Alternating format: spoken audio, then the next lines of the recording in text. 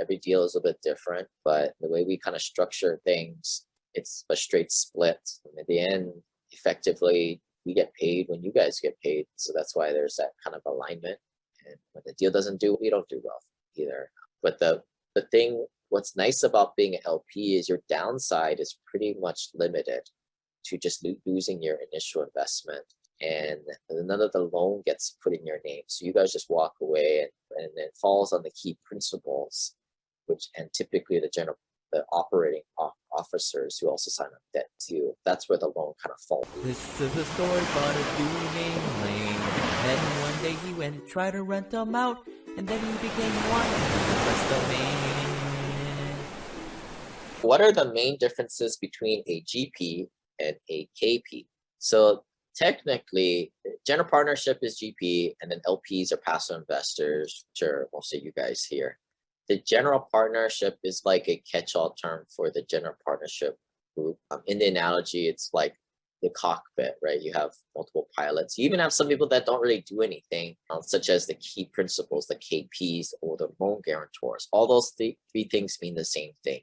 Again, a key principal, loan guarantor is the same thing. And what this person does is they lend their balance sheet to the general partnership, and therefore they are technically in the general partnership too, where let me explain it this way. So when we go out and we get a loan for a deal, the general part or the key principals, the people signing up to loan guarantor debt, so the debt doesn't go in any of the passive investor's name, needs to be greater than or equal to the loan. So just think of an example. We just closed like a $30 million deal. Me and my partner, our net worth is not combined through $30 million yet. So we need to pull in a guy or two with high enough net worth to qualify for that loan.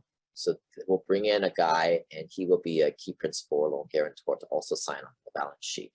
There are also requirements. There's also two more bigger requirements that aren't talked about a lot, but we need to have the experience. Somebody needs that Fannie Mae, Freddie Mac card, especially if you're going after those types of loans. But you need to have the experience. So a lot of times we have it already, personally. So we're not really looking at from a key principal status. But if you're like a new syndicator trying to do your first deal, you're going to need this person in your key principal team. Good freaking luck, right? Who wants to sign on a debt for a newbie? But you also need, there's a liquidity requirement too. So a lot of these deals, they may require, this one really ranges. So maybe like 10% or like the first 6 months of PITI, they need that, which can be a substantial amount. It might be like $100,000, $500,000, some of these deals, which most times we'll have, and this is why I do my infinite banking, so I can keep dry powder on the side. Where most passive investors, you guys, the recommendation is just drain that thing completely out, right? It's like a HELOC. If you got $500,000 access to HELOC or infinite banking, you invest that money right away, and you always just run it at zero.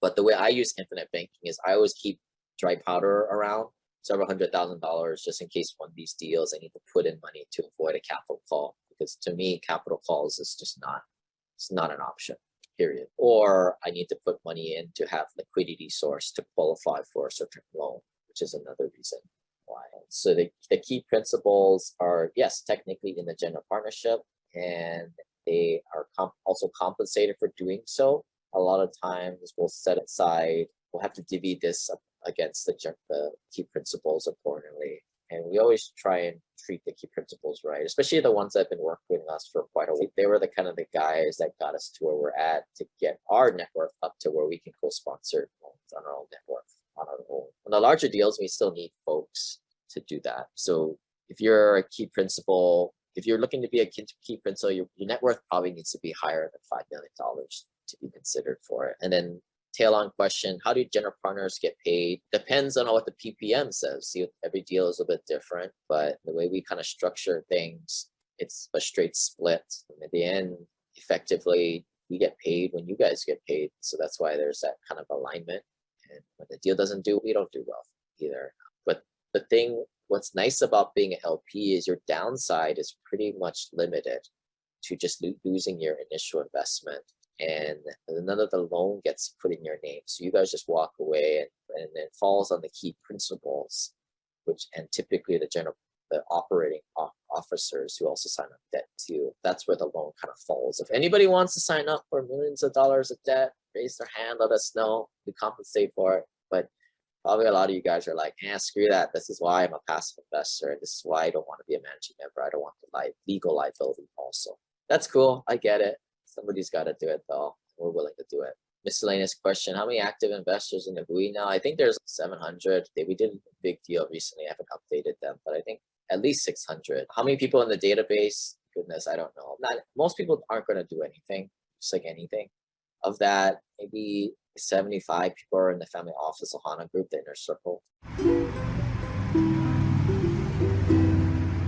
This website offers very general information concerning real estate for investment purposes. Every investor situation is unique. Always seek the services of licensed third-party appraisers and inspectors to verify the value and condition of any property you intend to purchase. Use the services of professional title and escrow companies and licensed tax, investment, and or legal advisor before relying on any information contained herein. Information is not guaranteed, as in every investment there is risk. The content found here is just my opinion, and things change, and I reserve the right to change my mind. Above all else, do your own analysis and think for yourself, because in the end, you are the only person who is going to look out for your best interests.